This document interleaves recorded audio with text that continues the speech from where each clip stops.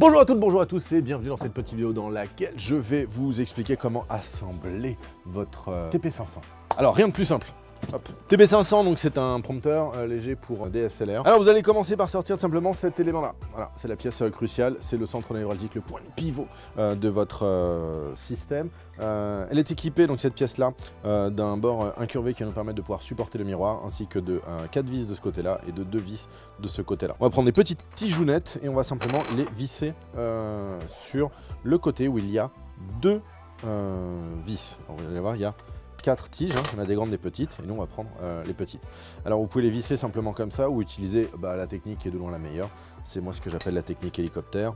Hop, wouhou, super. Ensuite, une fois que ça c'est fait, vous allez pouvoir accrocher ce support là. Donc c'est le support qui va nous permettre de pouvoir mettre notre vitre. Ce support, vous voyez, il a 4 trous, on va le ranger ici, prendre les grandes tiges, et en fonction de la taille de notre caméra, et notamment la hauteur de son objectif, on va utiliser du coup les pas de vis du bas ou les pas de vis du haut. Voilà, moi je vais me mettre en haut, voilà, tout simplement, comme ça. Ensuite, simplement, on va prendre le support, la base plate, on va la mettre là, voilà, donc la base plate qui est équipée d'une accroche rapide pour la mettre sur le bas de votre caméra.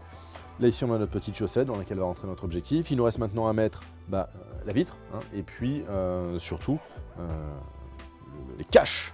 Les caches viennent comme ça. Vous allez voir que de ce côté là vous avez ici un petit scratch rugueux et puis des boutons pression. Les boutons pression s'accrochent sur le dessus, hop, du support ici.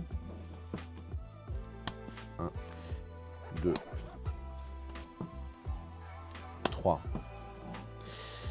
et 4, hein, ils sont au nombre de 4. Voilà, et là vous voyez que ça commence déjà quand même à ressembler à une sorte de mini prompteur. On va pouvoir mettre notre support ici sur la tige de 15. Voilà, on peut avancer, reculer en fonction de là où on va le souhaiter. Une petite gâchette ici en dessous qui nous permet d'agrandir ou de rétrécir le support.